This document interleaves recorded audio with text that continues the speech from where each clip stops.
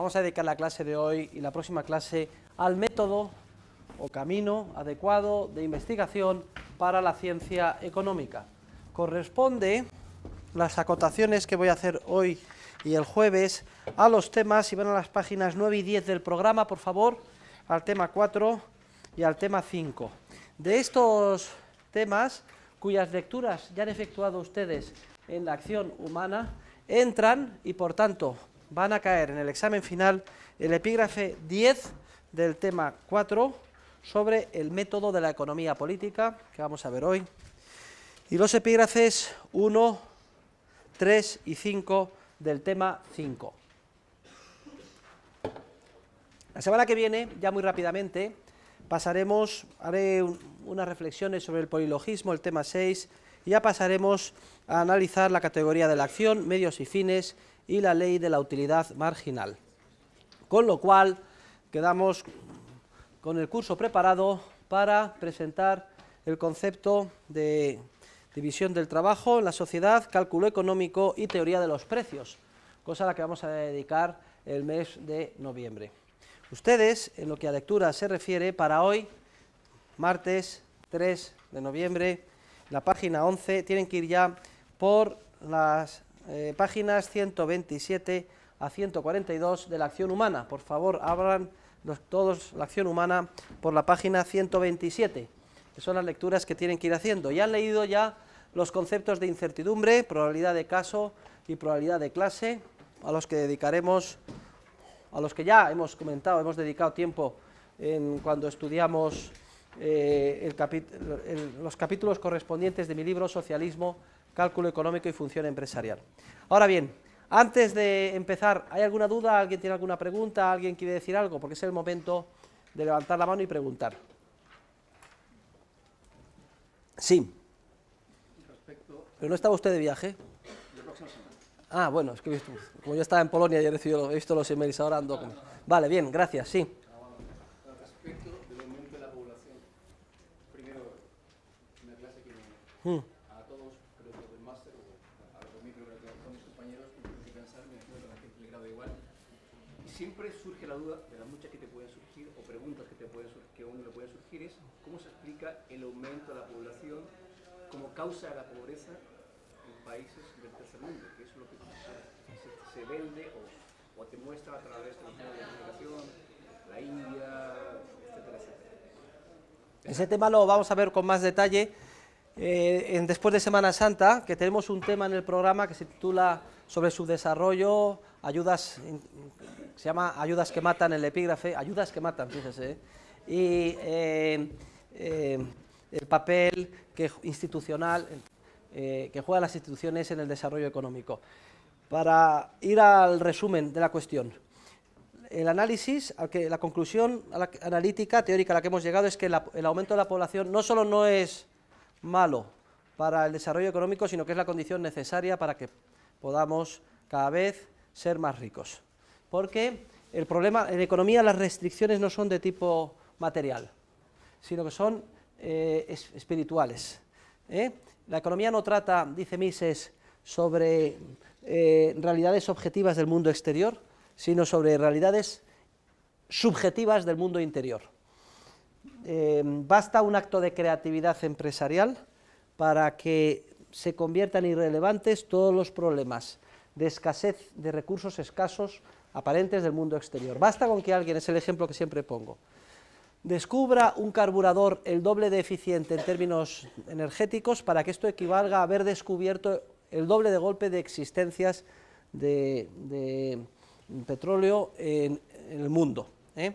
Entonces, si esta es nuestra conclusión, ¿es cierta o es falsa la idea de que los países del tercer mundo, conforme tienen más población, es que el problema es la población, que son más pobres y por tanto hay que limitar la población, por ejemplo en China, favoreciendo el aborto, limitando por ley a un solo hijo las familias, las hijas son malvenidas, porque a su vez pueden tener... Bien, entonces la realidad es justo la contraria.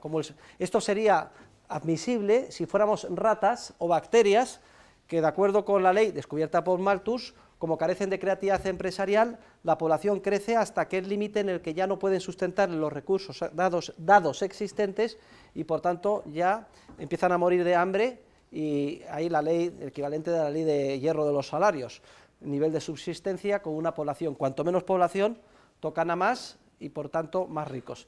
En la vida real del ser humano es justo lo contrario. Cuanto más población, más posibilidad de creatividad empresarial, más posibilidad de generar riqueza, de descubrir nuevos fines y medios. Poníamos el ejemplo que ilustraba la idea hayekiana de que podemos ser, las alternativas es o ser muchos y ricos o ser pocos y pobres.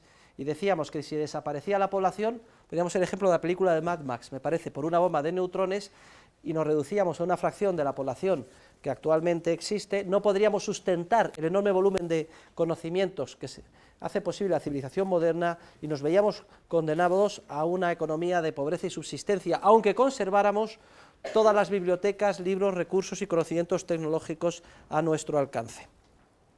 Y por el contra, que el crecimiento de la población produce un efecto de multiplicación de la riqueza. La ilustración más clara es el crecimiento de las ciudades. Cada vez más es uno de las manifestaciones más típicas del desarrollo económico desde la revolución industrial, el surgimiento del urbanismo. Cada vez más población abandona el campo y se va a la ciudad cada vez crea más riqueza y a su vez atrae a más gente y así sucesivamente. Entonces, estáticamente también podemos ilustrarlo con otro ejemplo.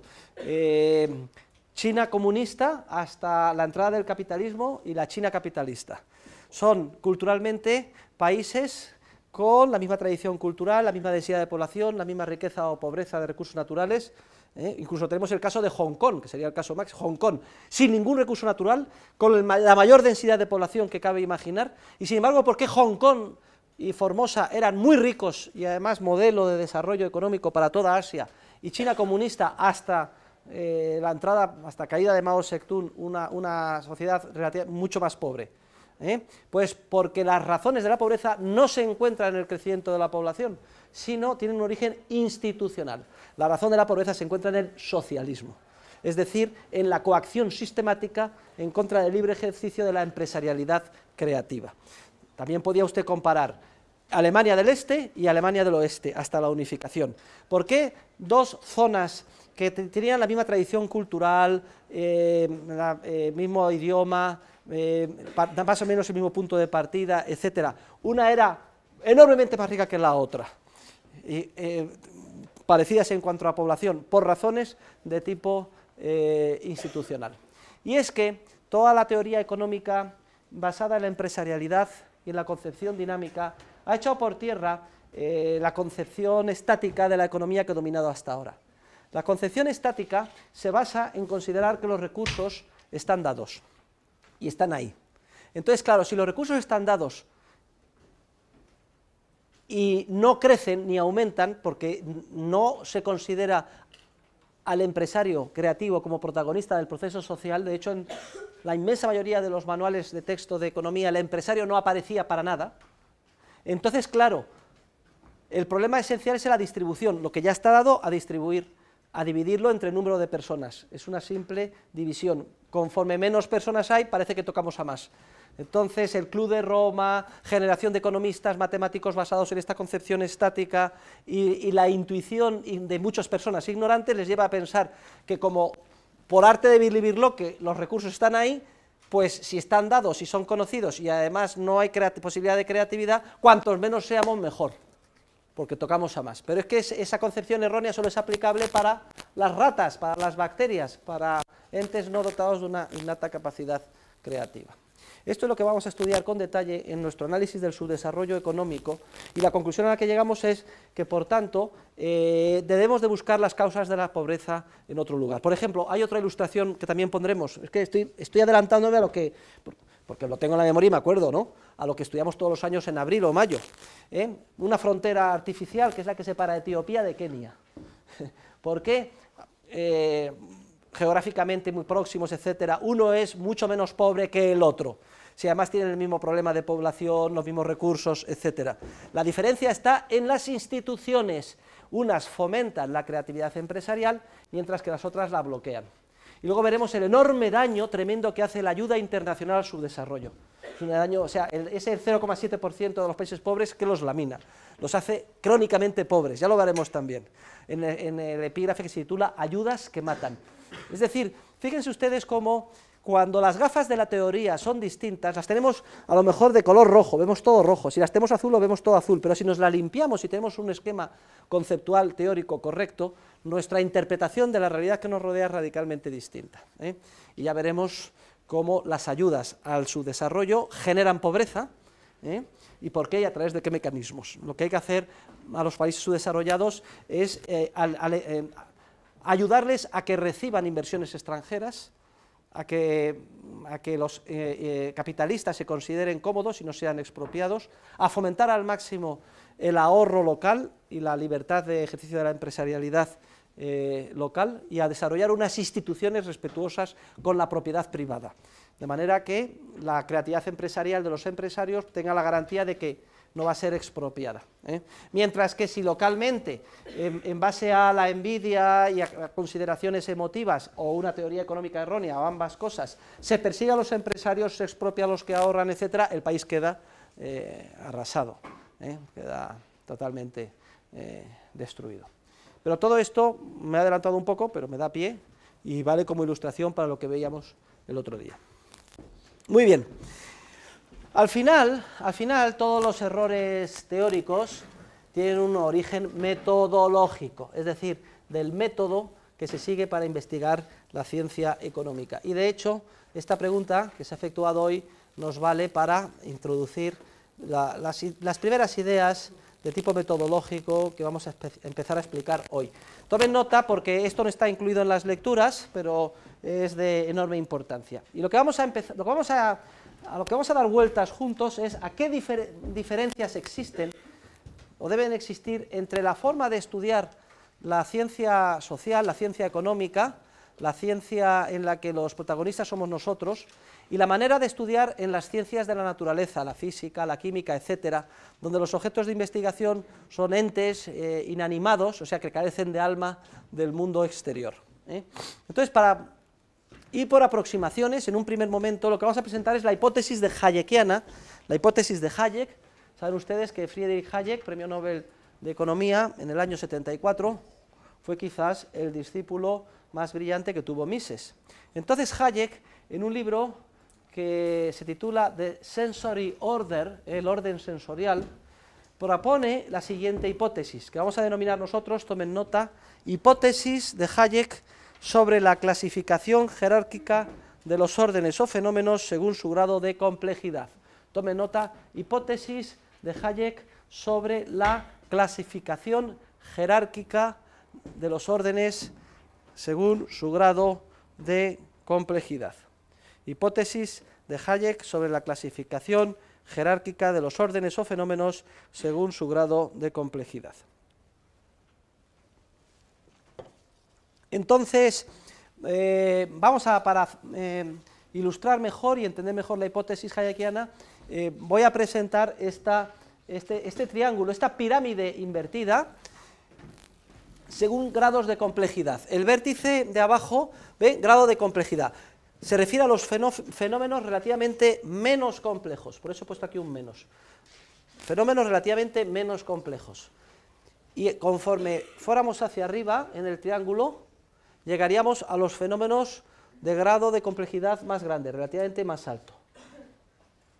El vértice estrecho significa que es menos la complejidad de los fenómenos o de los órdenes que se estudian, y la base invertida hacia arriba significa que conforme subimos hacia arriba, cada vez el grado de complejidad de los fenómenos es más elevado.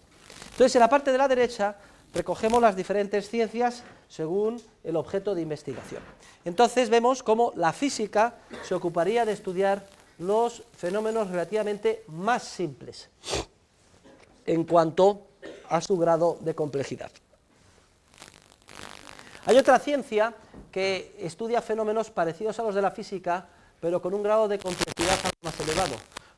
Es la que estudia los fenómenos químicos, la química, porque ya hay reacciones que producen entre los diferentes compuestos químicos que dan lugar a diferentes moléculas, etc.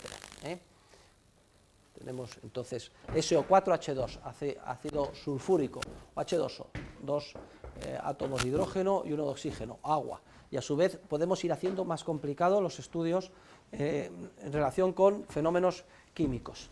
E incluso podríamos dar un salto en el grado de complejidad y pasar a analizar con el punto de vista del biólogo pues diferentes órganos, como puede ser, por ejemplo, un hígado humano, o de una vaca, o un cerebro, pero como objetos de estudio de investigación de la biología. Ya la biología estudia fenómenos mucho más complejos, pero se apoya en la química y en la física, porque ya los elementos son células que dan lugar a determinados órganos u organismos, pero podemos analizarlos con más dificultad, porque como son más complejos, más dificultad, pero los analizamos y nos ayudamos, nos apoyamos en las ciencias que se encuentran debajo, porque estudian fenómenos relativamente más simples, como el de la química y el de la física. Bien, pues damos un salto cualitativo y pasaríamos a estudiar ya fenómenos mucho más complejos. A los fenómenos que hemos visto hasta ahora, he comentado hasta ahora, que estudian la física, la química y la biología, en general las ciencias naturales, los vamos a denominar fenómenos del mundo 1, con la finalidad de entender entre nosotros que nos estamos refiriendo a los fenómenos relativamente más simples, aceptando su diferente grado de complejidad, que estudian los científicos de la naturaleza. Pero damos un salto cualitativo a partir de la flecha y pasamos a estudiar fenómenos que son muchísimo más complejos. De hecho, dice Hayek que el orden espontáneo del mercado, o si quieren ustedes la sociedad, es el fenómeno, es el orden más complejo que existe en el universo. La base es la acción humana, que hemos estado estudiando juntos, con sus diferentes componentes, y el ejercicio de la empresarialidad creativa por parte de cada uno de los seres humanos que constituyen la humanidad, y que interactúan entre sí dando lugar a la sociedad. La sociedad es una complejísima red de interacciones humanas, la definíamos el otro día, que básicamente son relaciones de intercambio, que está impulsada por la creatividad de la función empresarial, que continuamente crea, transmite y coordina, crea y transmite información, coordina el comportamiento desajustado de los seres humanos, y además de una forma competitiva, y todo esto dando lugar a un crecimiento sin límite de la vida, entendida como cada vez un mayor número de seres humanos que disfrutan de una calidad de vida cada vez mayor, esa expansión sin límite del Big Bang social que yo explicaba. Bueno, pues el estudio de esos fenómenos daría lugar al mundo 2 y es a lo que nosotros nos dedicamos en este curso. Cabría concebir órdenes todavía más complejos. Los dejamos aquí abiertos, ahora no vamos a referirnos a ellos, y concebir un orden todavía mucho más complejo que el orden más complejo que podamos concebir, que es el de la sociedad, que yo le he llamado orden supremo. Aquí si quieren ustedes pueden poner Dios, o sea, pero es un orden de un mundo que nos supera con mucho, que le llamamos mundo 3 y le dejamos ahí hipotéticamente reseñado. Entonces ahora ya hecha esta presentación gráfica, estamos en condiciones de presentar en qué consiste la hipótesis que Hayek nos presenta en su libro El orden sensorial, que hemos traducido al castellano y lo tienen publicado en la biblioteca austriaca, es un librito verde y lo tienen tanto en la librería como en la biblioteca de esta facultad. Dice Hayek lo siguiente, tomen nota, dice que un orden puede llegar a entender, a comprender, a explicar, si quieren ustedes, a dar cuenta de órdenes más sencillos o menos complejos que sí mismo. Repito, un orden puede llegar a entender, a comprender, a explicar, a dar cuenta de órdenes más sencillos o menos complejos que sí mismo. Pero lo que no puede llegar jamás es ni a explicarse o a dar cuenta de sí mismo, ni a explicar ni a dar cuenta de órdenes más complejos que sí mismo. Repito, la hipótesis hayekiana dice que cualquier orden puede llegar a entender, comprender, explicar o dar cuenta de órdenes más sencillos o relativamente más simples que sí mismo, pero no puede ni autorreproducirse, ni autoexplicarse, ni darse cuenta de sí mismo, ni dar cuenta de sí mismo, ni mucho menos entender, explicar o dar cuenta de órdenes más complejos todavía que sí mismo.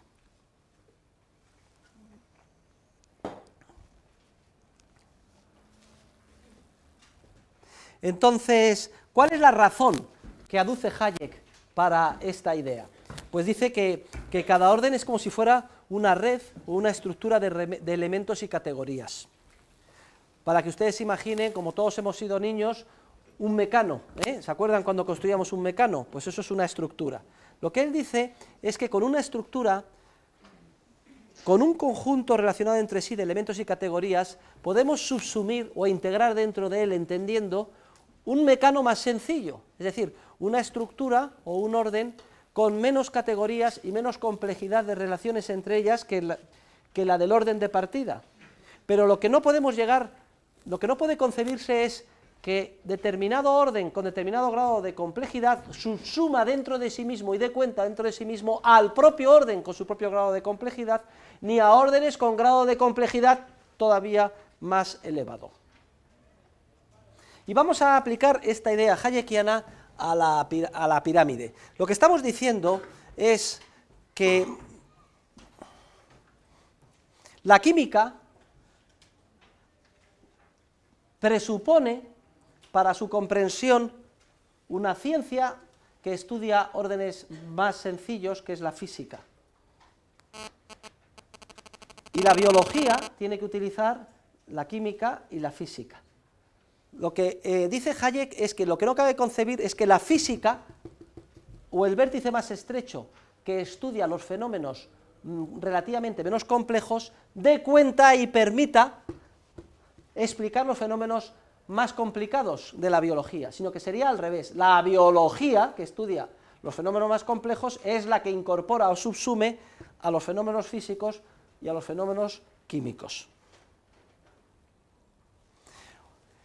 Si llegamos a la mente humana, mente creativa, y a la inteligencia del ser humano, la pongo como un fenómeno muy próximo a la acción humana, como hemos visto, la mente humana podría dar cuenta y puede estudiar física, y de hecho, pues todos los años dan un premio Nobel de física y la física avanza.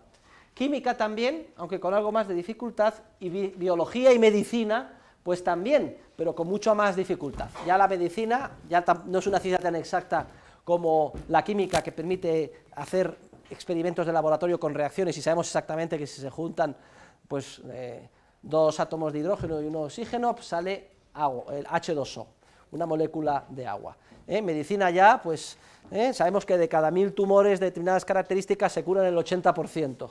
Sí, pero ya hay muchísimo más, ya es un orden mucho más complejo, pero sin embargo sí que podemos con nuestra mente dar cuenta de los fenómenos biológicos y con nuestra mente ya con muchísima más dificultad, porque es un fenómeno enormemente más complejo, un fenómeno muchísimo más complejo, podemos entender algo de la acción humana y de la sociedad y desarrollar una disciplina que es la ciencia económica, que es en la que estamos implicados juntos. Pero ya con mucha más dificultad, es mucho más difícil hacer ciencia económica que estudiar física, química o biología, a pesar de las apariencias.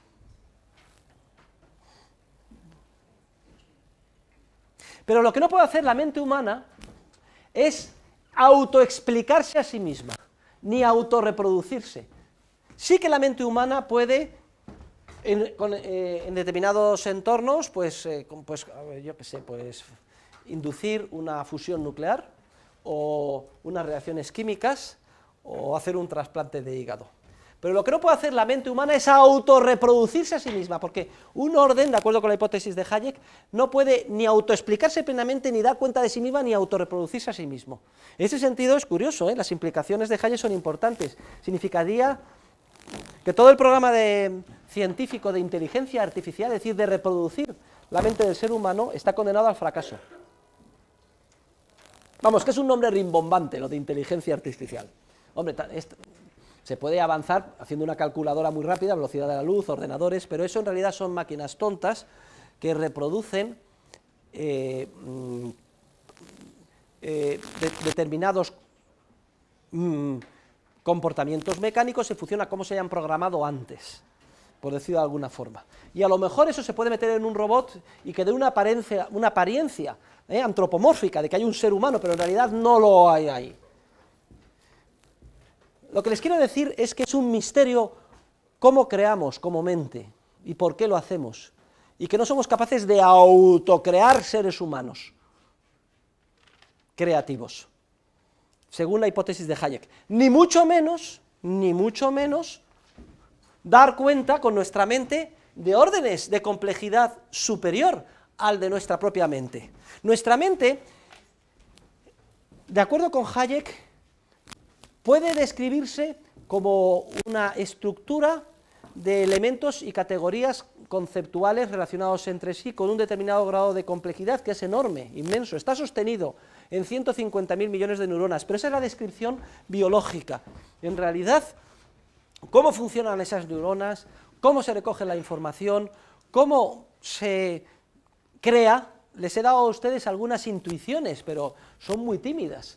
Les decía a ustedes de forma muy burda, en determinado lugar del cerebro, en determinadas neuronas, sostiene determinada memoria o imaginación del pasado, y en otras otra, y resulta que combinándolas podemos llegar a una imaginación respecto de un proyecto, creando algo nuevo que a nadie se le había ocurrido antes. Les estoy explicando algo de una manera balbuciente y torpísima, pero no soy capaz de explicarlo porque mi mente no es capaz de dar cuenta o explicarse a sí misma. Porque un orden no puede dar cuenta de otro orden o de sí mismo que tenga un grado de complejidad igual, ni mucho menos que tenga un grado de complejidad superior o muy superior. Bueno, esto último nos debe a todos ser evidente. Ni siquiera podemos entender un orden que suponga o integre un grado de complejidad muy superior al de nuestra propia mente, en cuanto a categorías conceptuales, en cuanto a su número y calidad, es decir, en cuanto a su complejidad. En una estructura de mecano no podemos integrar o subsumir un mecano muchísimo más complejo, con muchísimo más elementos y muchas más relaciones entre sí. Ni siquiera podemos entenderlo, ni concebirlo, es como si no existiera para nosotros. Por ejemplo, un orden supremo, supongamos hipotéticamente que hay un ser supremo que es Dios. Infinita sabiduría, eso es tanto como decir, si es que infinito es simplemente una palabra que quiere decir que es muy superior a infinitamente nuestra comprensión, en cuanto a grado de complejidad conceptual de los elementos y categorías de nuestra mente. Muy superior. De acuerdo con la hipótesis hayekiana, no podemos saber, ni entender, ni dar cuenta nada de ese orden para nosotros. Es como si no existiera, porque es imposible para el grado de complejidad que supone nuestra mente entender órdenes de grado de complejidad más superior. Hombre, vamos a decir, hemos puesto el infinito, Dios, supongamos, pero también puede haber intermedios, a lo mejor, yo qué sé, un extraterrestre con mucha más complejidad, o los ángeles, etc. Ahora, el hecho de que no podamos dar cuenta, entender o comprender órdenes más complejos que el nuestro propio, ¿significa que no podemos llegar a saber nada de órdenes de grado de complejidad más superior al nuestro? No, antes de hacer esta pregunta, que es muy importante, el hecho de que no podemos entender ni comprender nada de órdenes con un grado de complejidad superior al de nuestra mente, lleva a muchas personas a entender que no hay nada más allá de nuestra mente, de lo que podemos comprender. Sin embargo, a mí me parece este posicionamiento de lo más temerario, porque la primera obligación de un científico es reconocer humildemente los límites de su propia mente, es decir, que somos personas muy limitadas, o de cualquier ser humano. Entonces, esto exige dejar abierta la posibilidad de que haya órdenes con grado de complejidad tal que no podamos comprender y a efectos prácticos como si no existieran. Luego, me parece temerario decir que el mundo se termina aquí y que no hay órdenes más complejos que los que nosotros podemos entender con nuestra pequeñita mente. Un científico de verdad debería ser humilde y dejar abierta la posibilidad de que, oiga, es que yo reconozco mi limitación, de acuerdo con esta hipótesis hayekiana, que no puedo entender nada de lo que supere en grado de complejidad a mi propia mente, pero dejo abierto a la posibilidad de que haya órdenes o fenómenos de grado superior de complejidad que no pueda entender. Ese sería el primer paso. Y luego la segunda pregunta que les hacía es, ¿significa esto que no podemos llegar a saber, que no a comprender, explicar, entender o dar cuenta de, a saber nada de órdenes que tengan un grado de complejidad superior al de nuestra propia mente?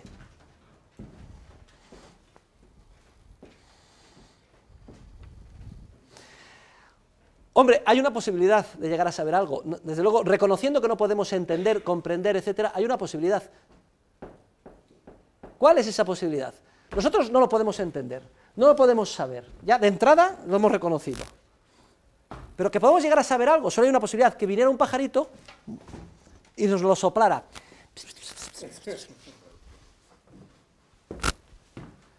Esa posibilidad también la tenemos que dejar abierta, la podemos llamar revelación. Alguien nos revela o nos dice algo. Y nos da. Claro, el problema de que venga un pajarito y nos diga algo o nos revele algo, es que como no podemos entender nada del orden que supere en grado de complejidad a nuestra propia mente, nos lo tenemos que creer. Fíjense ustedes lo que les estoy diciendo. Les estoy diciendo que con nuestro grado de complejidad conceptual no podemos dar cuenta ni entender ningún orden superior que tenga una complejidad superior al nuestro. Es como si estuviéramos ciegos. Segundo, que cualquier científico humilde debe reconocer los límites de su mente y no debe cerrarse banda y decir, no existe nada más que lo que yo entienda. Que por lo menos, si es humilde, debería decir, dejo abierta la hipótesis de que haya órdenes cuyo grado de complejidad sea tal que no pueda entender. Y luego hay otro paso, porque esto mucha gente cree en ello, y es que sí que podemos llegar a saber algo si nos lo soplan desde fuera y nos lo creemos, es decir, un acto de fe. Entonces sí que podemos llegar a saber algo. Oiga, si alguien dice, mire, la Santísima Trinidad, mire, es que esto no hay quien lo entienda, sí, pero nos lo soplan, y además yo me lo creo. Ni se puede contrastar, ni científicamente demostrar, vamos a ver, no se puede demostrar que sea falso, ni tampoco que sea cierto, porque es que supera el grado de complejidad al único instrumento del que depende el ser humano para su acción y su vida, que es el de su propia mente. Y termino con las principales implicaciones de la hipótesis de Hayek.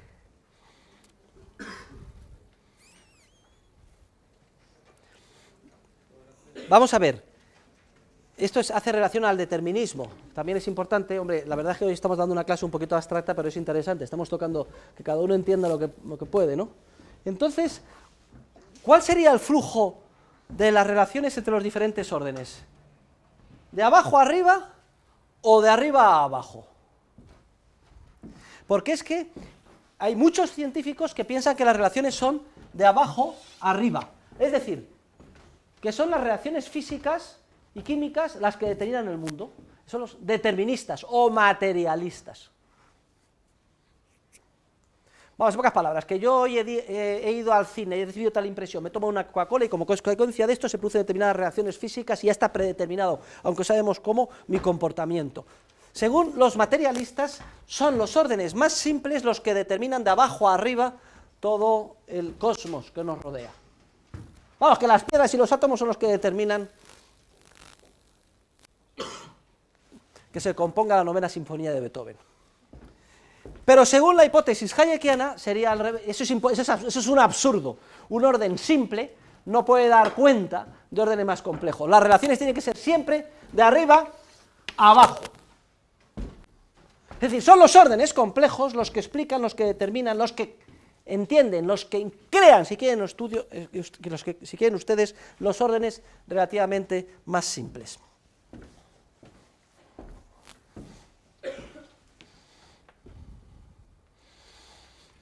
Pero es que, a poco que escarbemos, o pensemos un poquito, el ideario materialista y determinista no tiene ningún sentido. Miren, aunque sea el mayoritariamente aceptado por la mayor parte de los científicos, si todo mi comportamiento creativo en realidad está determinado por estímulos del mundo exterior, de los órdenes más simples, que es lo que defienden los deterministas, los materialistas, por eso se llaman materialistas, sería la materia lo que determina el espíritu, en vez de ser el espíritu el que determina la materia. Si, como dicen los materialistas, son los órdenes más simples los que determinan los complejos, los espirituales, es la materia la que determina el espíritu, todo mi comportamiento, que yo esté aquí, cómo reaccionan ustedes, todo esto es resultado de unas reacciones químicas en el cerebro y de estímulos externos, es lo que dicen ellos.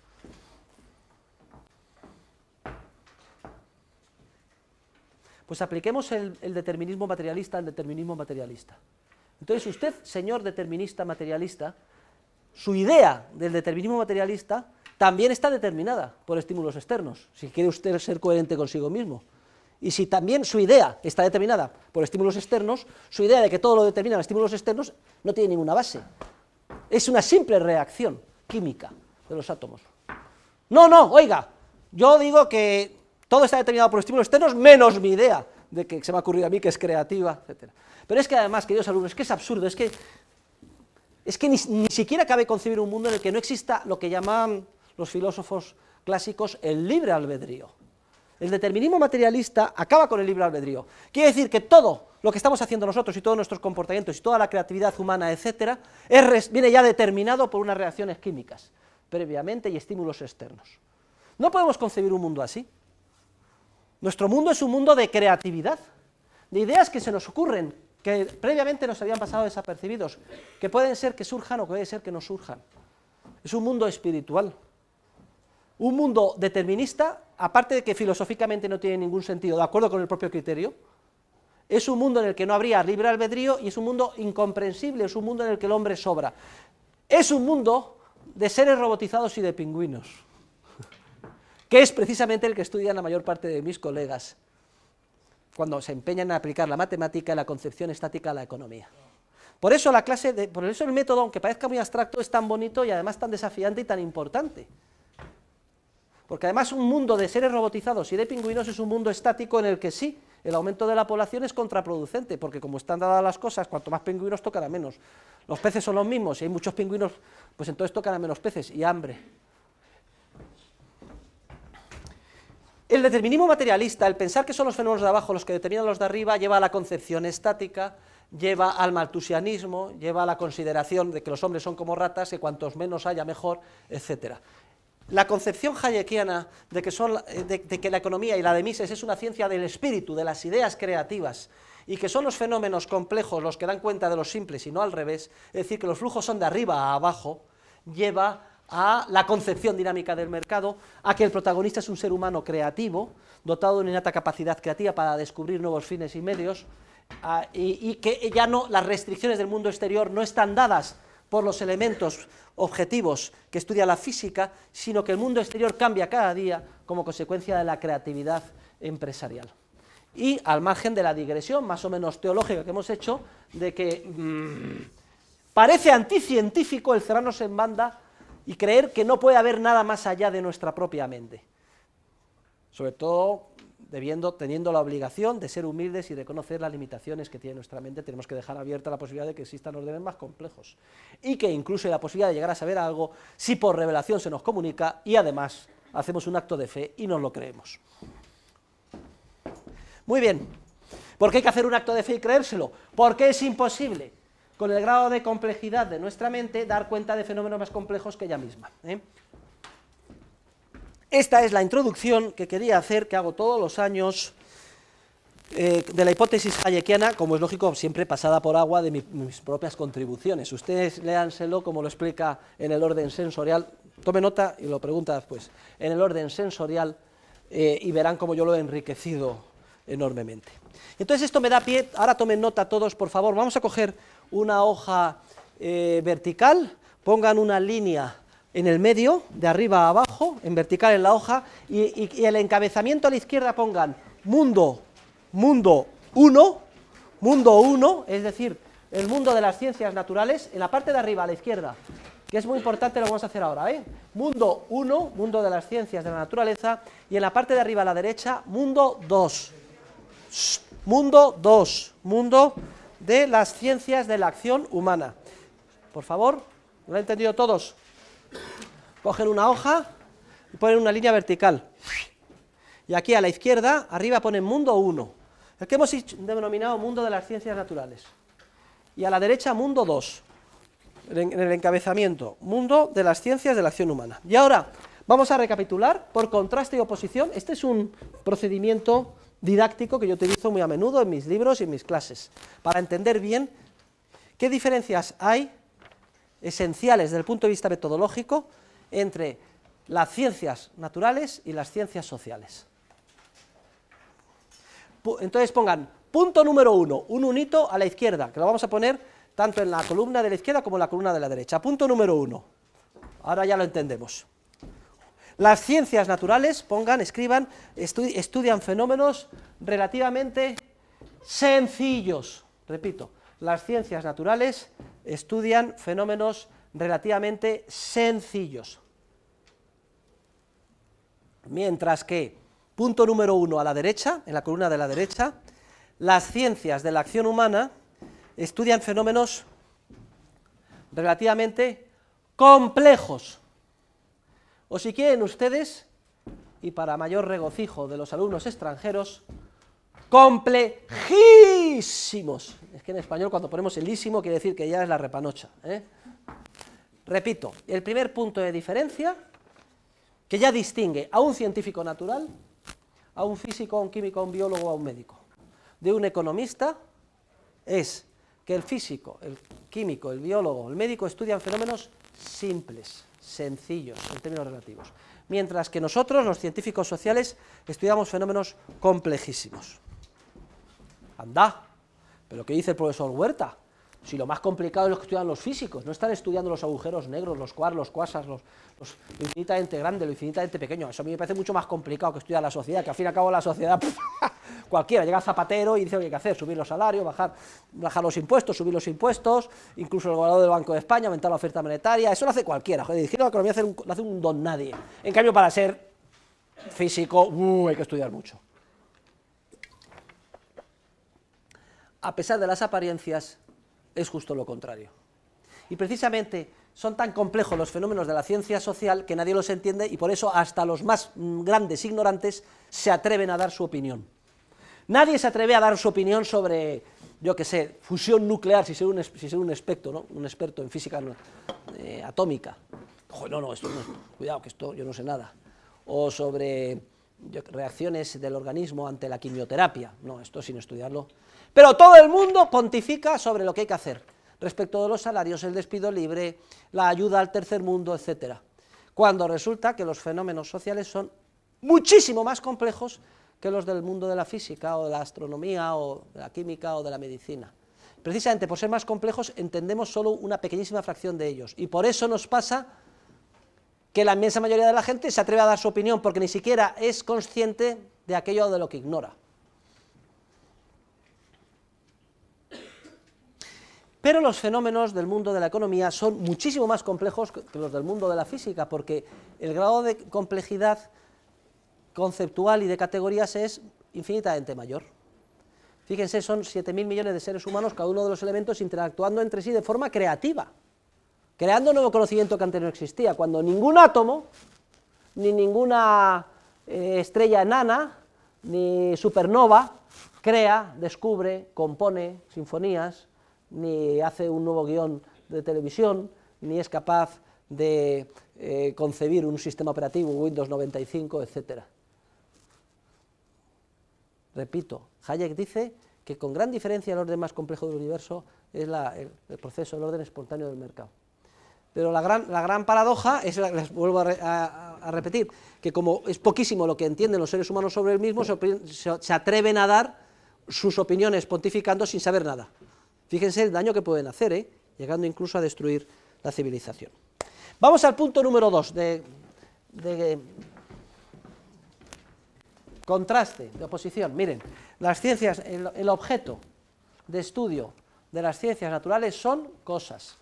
Repito, el objeto de estudio de las ciencias naturales son cosas. Res, en latín. Cosas, como por ejemplo, ¿qué? ¿Qué cosas? Una piedra, un mineral, una planta, una vesícula biliar, cosas.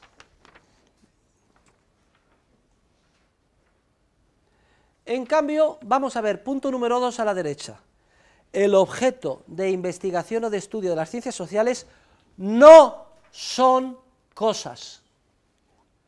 El objeto de estudio de las ciencias sociales son ideas, y pongan ideas con mayúscula, y las subrayan, ideas, las ideas que los seres humanos tienen sobre sus fines y sus medios. Esta es una diferencia esencial entre el mundo de la ciencia natural y el mundo de la ciencia social. En la ciencia natural estamos haciendo siempre experimentos de laboratorio, viendo y analizando cómo reaccionan cosas externas a nosotros. En la ciencia social lo que investigamos son ideas que otros tienen sobre lo que hacen, es decir, sobre sus fines y sus medios. Hayek pone en su libro The Counter-Revolution of Science, la contrarrevolución de la ciencia social, pone el siguiente ejemplo, dice, un cosmético es un cosmético no en función del compuesto químico que sea, es decir, desde la perspectiva de la química, lo que está en el tarrito, sino en función de que determinados seres humanos, hombres o mujeres, hombres en menor medida, aunque en Italia casi a lo mejor en mayor medida, piensen que esa especie de crema, si la ponen todas las noches, pues van a estar más guapos al día siguiente. Basta que alguien piense eso para que se convierta en el cosmético. Lo que da la categoría conceptual en economía de cosmético a algo no es su compuesto químico, desde la perspectiva de la química, sino que las ideas que otros tienen respecto de ese compuesto químico, que piensen que les va a servir para alcanzar determinado fin. El ejemplo que yo pongo todos los años, el otro día lo hice en Polonia y se organizó un escándalo, el profesor Huerta de Soto rompe un billete de 10 euros en clase, lo romperé en su momento, anda por ahí en YouTube colgado, pero a ver si este año, porque fue un alumno que se pensaba que estaba haciendo algo malo y entonces lo grabó de forma subrepticia, está todo movido, a ver si este año sale como Dios manda en clase.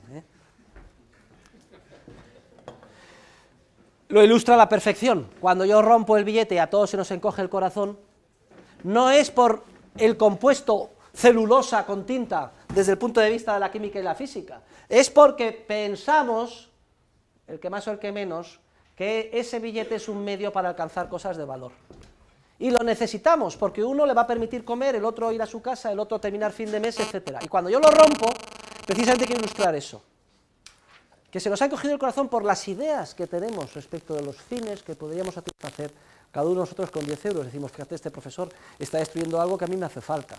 Pero yo estoy consiguiendo algo muy importante, y es resaltar la idea de que ustedes están dando categoría económica al billete no en función del compuesto que tiene, como celulosa y tinta, sino de las ideas que piensan que pueden satisfacer, o fines que pueden satisfacer, que son ideas espirituales con ese billete.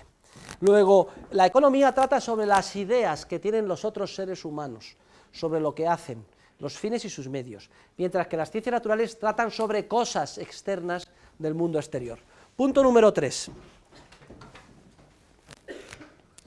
Las cosas, a la izquierda, las cosas que estudian los científicos naturales son directamente observables en el mundo exterior.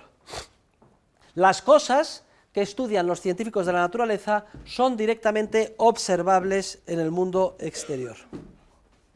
Por tanto, una piedra, o un compuesto químico, o una molécula, las podemos observar con más o menos dificultad, O una galaxia, con el Hubble, ya sabes, que hace una fotografía del cielo y vemos centenares de miles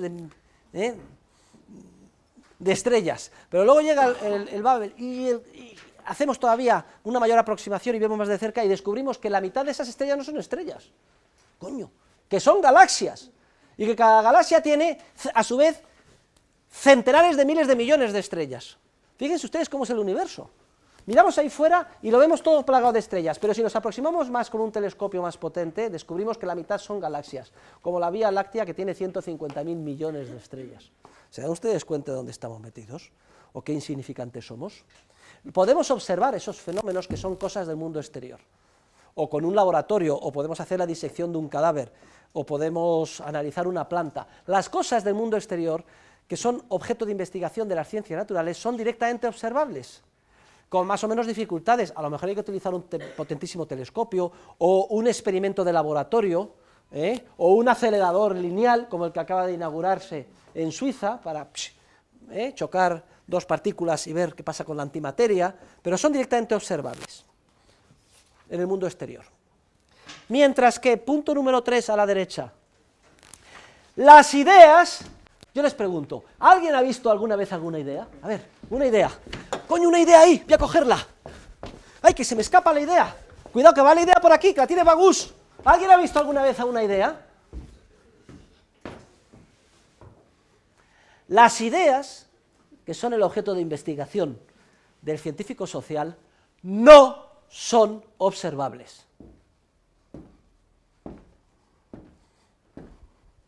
No se pueden observar directamente el mundo exterior. Lo único que se puede hacer con una idea es interpretarlas históricamente. Y para eso hace falta siempre una teoría previa. Repito, el objeto de investigación de las ciencias sociales, que son las ideas, no se pueden observar en el mundo exterior. Tan solo cabe interpretarlas en su contexto histórico, en sus coordenadas históricas y geográficas determinadas, y además si se dispone de una teoría previa que permita tal interpretación.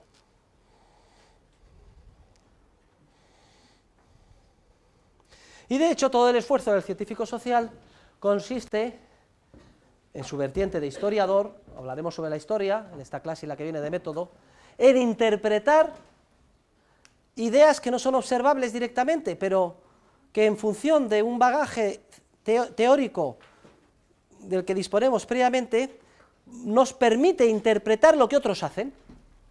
Shh, señorita, no hable que me distrae y estoy diciendo una cosa muy abstracta y me está costando mucho esfuerzo. Vamos a ver, supongamos un acto de compraventa. Entramos en una farmacia a comprar un cosmético. Supongamos que es la primera vez que observan ese acto unos extraterrestres recién llegados. Acaban de llegar a la velocidad de la luz, ¡chup! Y entonces, por algún procedimiento, están viendo ese acto. No tienen ninguna, no saben nada del género humano, ni tienen ningún conocimiento previo. Entonces, ¿qué es lo que van reflejando? Van reflejando lo que pueden ver como entes observables del mundo exterior, con la perspectiva de un científico natural.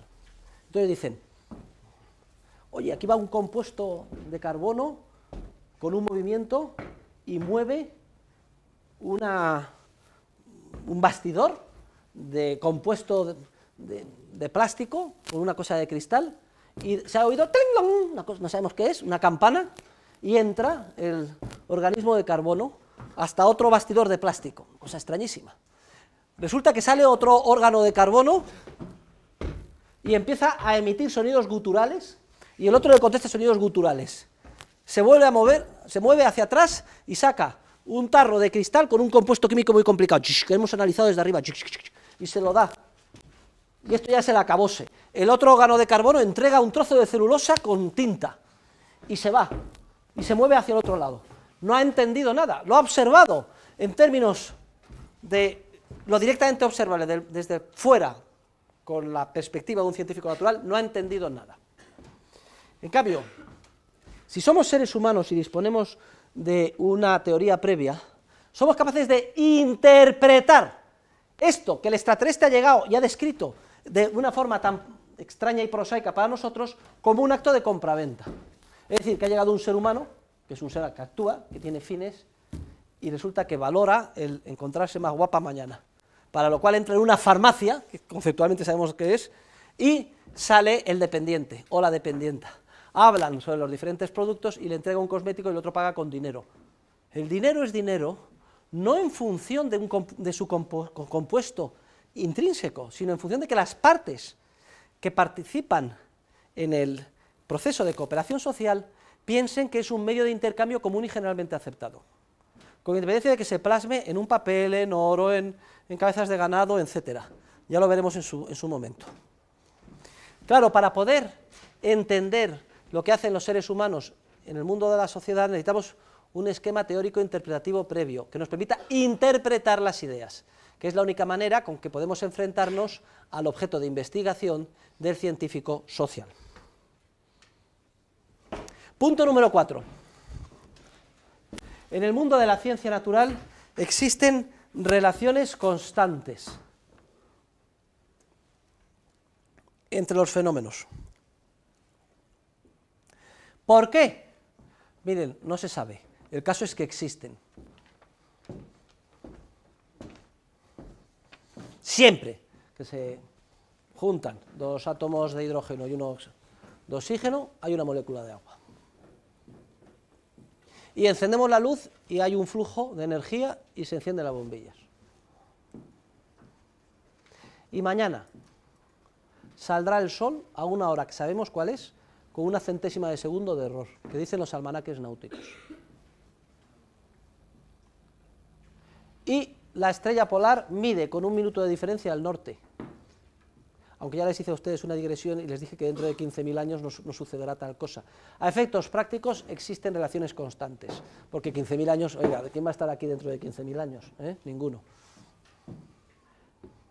Es cierto que conforme nos aproximamos a fenómenos más complejos, la constancia ya es en términos no absolutos, sino probabilísticos. Y entonces sabemos que con un 80%, que en un 80% de los casos tratados de cáncer de mama con determinado tipo de quimio se curan, y el otro 20% no se curan. Pero hay constancia, en cuanto, aunque sea en términos probabilísticos, en cuanto al resultado. Pues bien, esto es otro punto de diferencia radical con el mundo de la ciencia social, porque en la ciencia social no hay constantes. Todo son variables. ¿Por qué no hay constancias en el mundo de la ciencia social? Y todos son variables. Porque hemos dicho, ¿cuál era el objeto de investigación de la ciencia social, de la economía? Las ideas.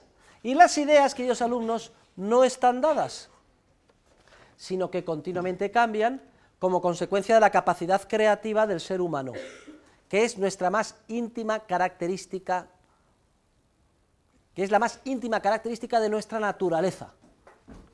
O sea, la naturaleza del ser humano es eminentemente creativa. De hecho, hicimos una digresión teológica diciendo que era el punto de conexión, si existía entre Dios creativo de todas las cosas y el ser humano, era la función empresarial creativa.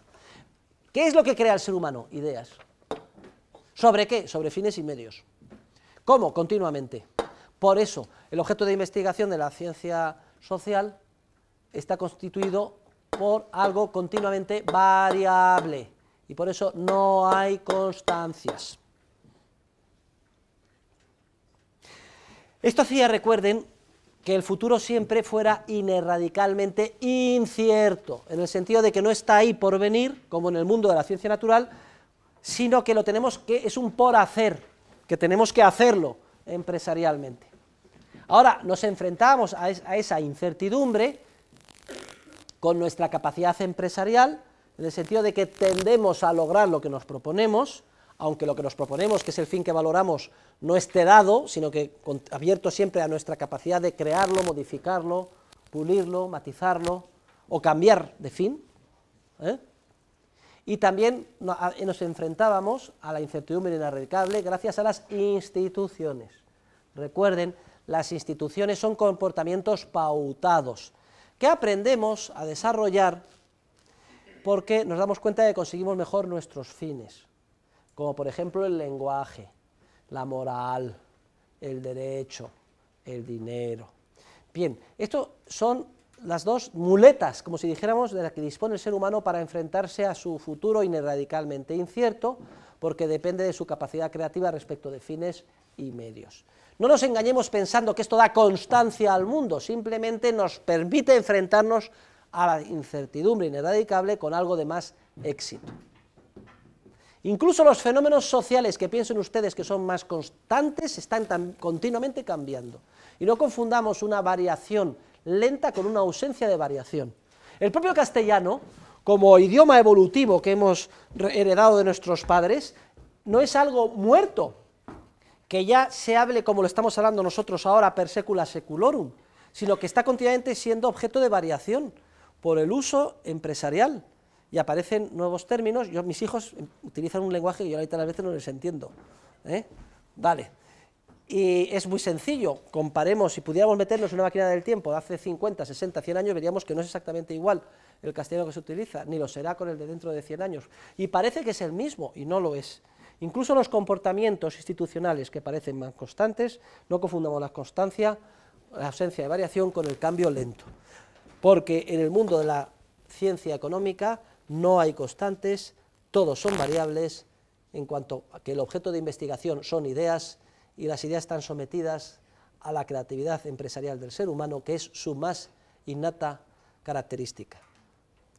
La característica más propia de su naturaleza como ser humano es la creatividad. Y eso es lo que nos diferencia de un trozo de piedra, de un hígado o de una planta. La verdad es que lo estoy diciendo, aunque parezca abstracto, es bastante obvio.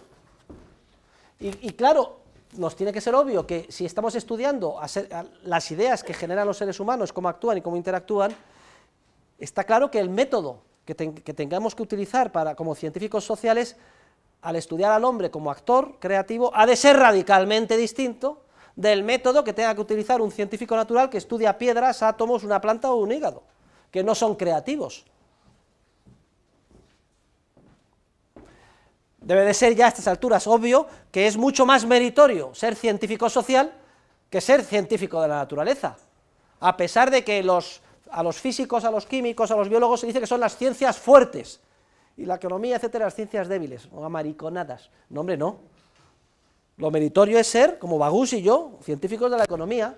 Nosotros somos unos mierdecillas, los físicos y toda esta chusma. Ahora lo entendemos por qué, ¿no?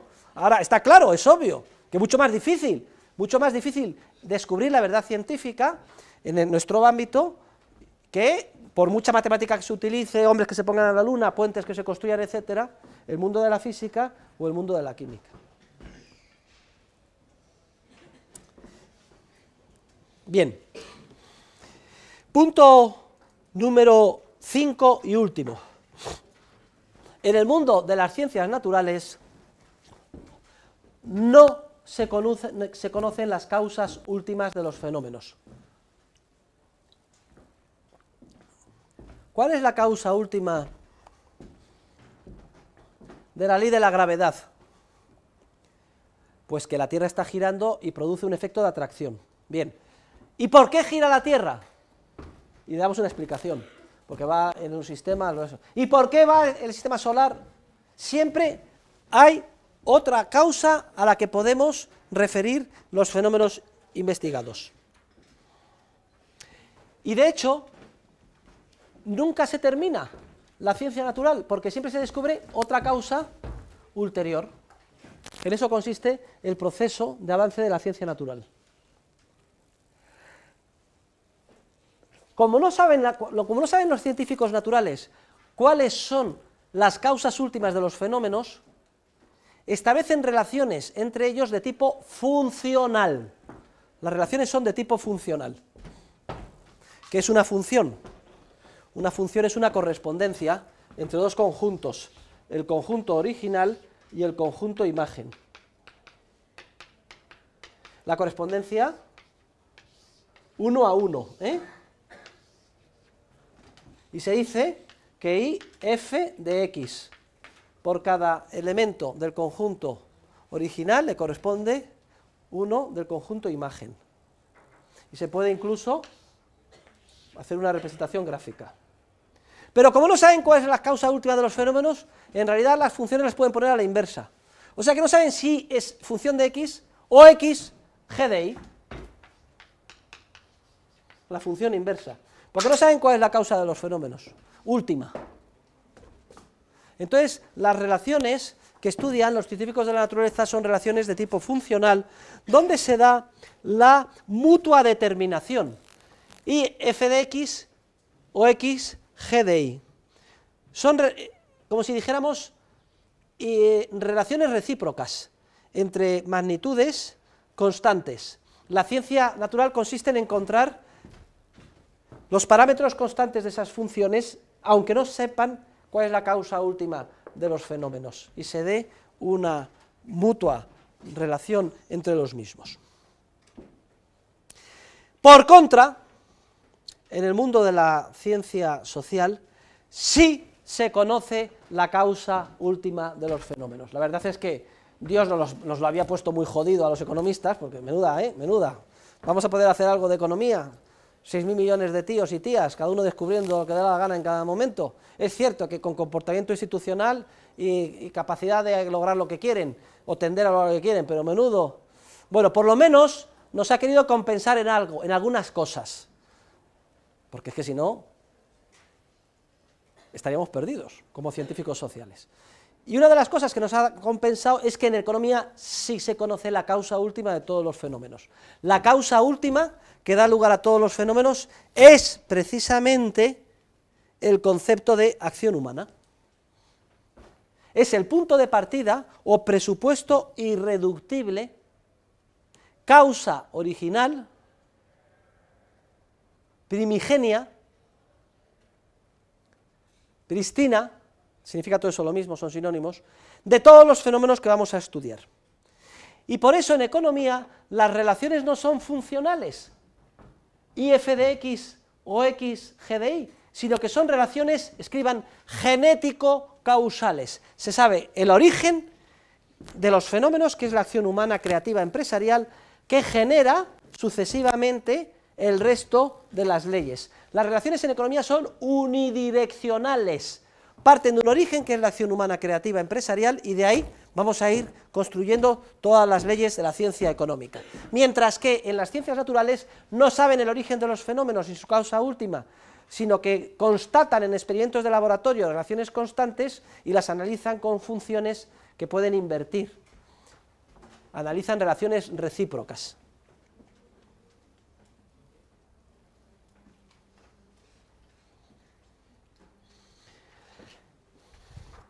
La conclusión a la que llegamos de nuestro análisis es doble. Y es que las ciencias sociales se encuentran a la vez en una relación de superioridad y de inferioridad respecto de las ciencias naturales.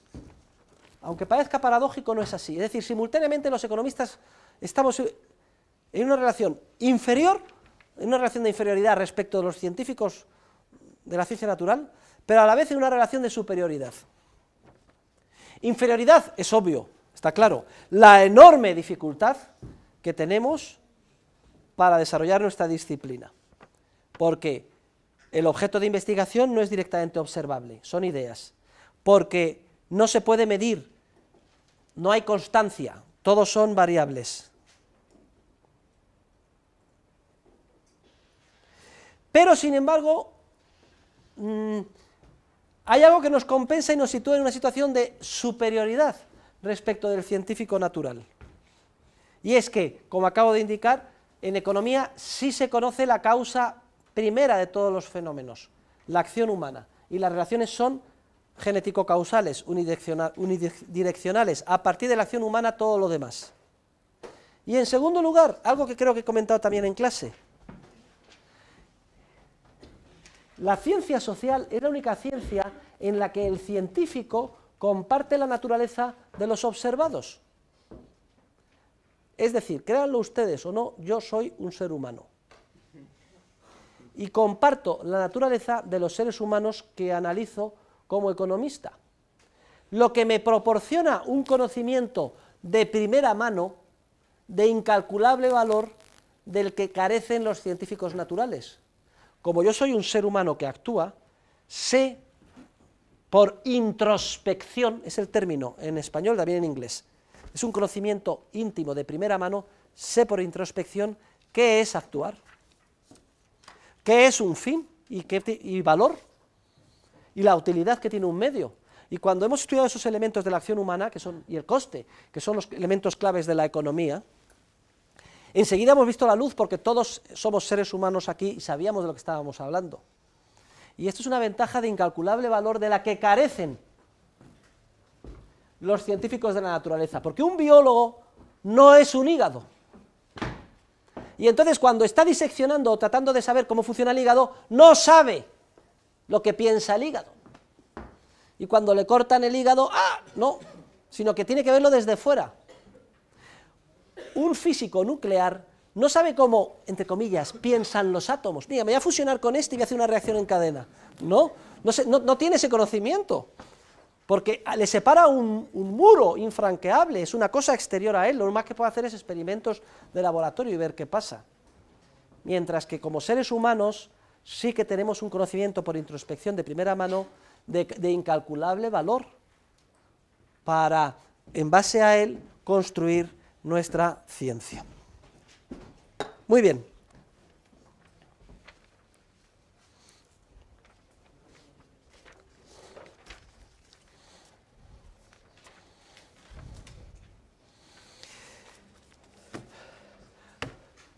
Y termino, estas dos partes las veremos el jueves, introduciendo los conceptos de teoría e historia. Ustedes han leído bastantes páginas ya en la acción humana sobre teoría e historia. Yo no me voy a entretener mucho, pero sí voy a repasar lo que dice Mises, las ideas más esenciales que dice Mises al respecto.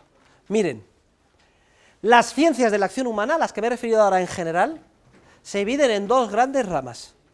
Por un lado la teoría y por otro lado la historia. La teoría de la acción humana sería la economía tal y como hemos venido aproximándonos a ella hasta ahora.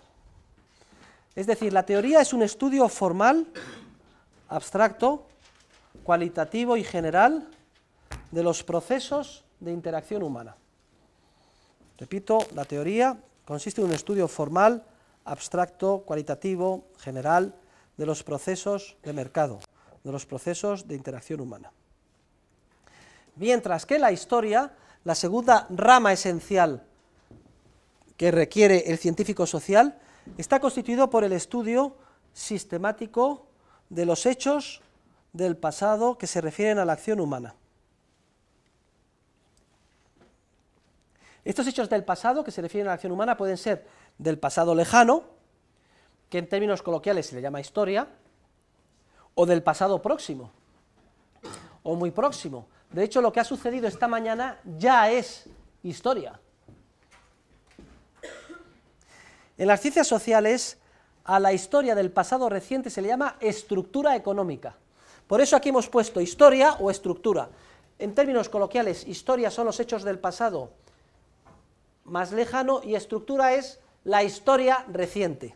Estructura económica mundial o estructura económica de España es la historia de la economía de nuestro país, pero reciente, del mes pasado, de este año pasado, pero que no deja de ser historia. De hecho, todo lo que ha acaecido hace un segundo ya es historia. Siguiendo la más pura tradición aristotélica, recuerden a Aristóteles, no es que sea santo de mi devoción, bueno, el que es menos santo de mi devoción, que me pareció un pájaro imperdonable, fue Platón y Sócrates, dos pájaros. De Sócrates hablaremos en su momento. Y Aristóteles se salva, en gran medida, pero no del todo, Era, digamos que, preceptor a sueldo del mayor dictador, tirano y genocida de su época, Filipo de Macedonia, y además preceptor luego del más alocado, paranoico, Alejandro Magno. Hablaremos sobre esto más adelante. Pero sí que Aristóteles tiene una serie de contribuciones de enorme valor, sobre todo en el campo de la epistemología. Aristóteles distingue entre dos conceptos filosóficamente, el concepto de forma y el concepto de materia. Forma, pues uno ve 1000 vasos. Un vaso grande, un vaso pequeño, un vaso de cristal, un vaso de plástico, un vaso de color rojo, un vaso blanco, un vaso de whisky, un vaso. Al final, tenemos la forma de lo que es un vaso en términos teóricos o conceptuales, con independencia de su plasmación histórica concreta. ¿De acuerdo? Con esto ya todos nuestros conocimientos de filosofía, fíjense en mí, los hemos recordado. Bien, pues entonces, el estudio de la forma de las interacciones humanas en el sentido aristotélico daría lugar a la teoría económica. Y es a eso a lo que nos vamos a dedicar este curso.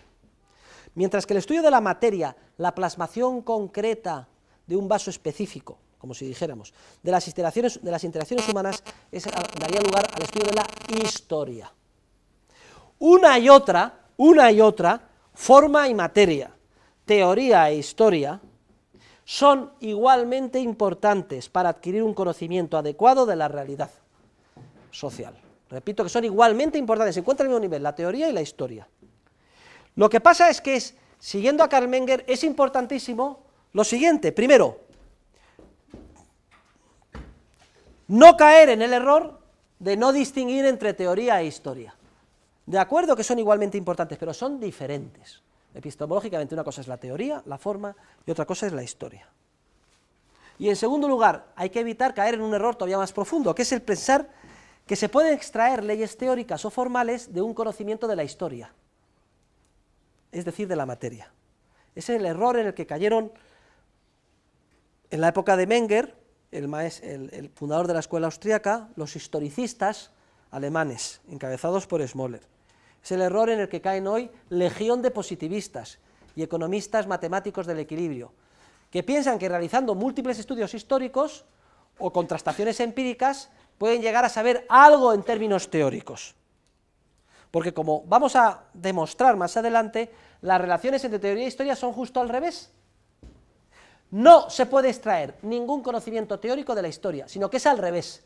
Solo se puede hacer historia interpretando los hechos del pasado a la luz de una teoría previa que, con carácter autónomo e independiente, hayamos sido capaces de elaborar. Es imposible extraer teoría de la historia. Ya hemos visto que los hechos sociales históricos son complejísimos, que además son ideas que otros tienen sobre lo que hacen o lo que hicieron en el pasado, que no se pueden observar. Nadie puede observar la historia, sino que la puede interpretar y poner orden en esos fenómenos complejos si dispone previamente de una teoría. Es decir, la teoría es la condición sine qua non o previa para hacer la historia, para interpretar los hechos históricos. Sin teoría previa no hay realidad histórica, sino tan solo un magma incomprensible de hechos y datos.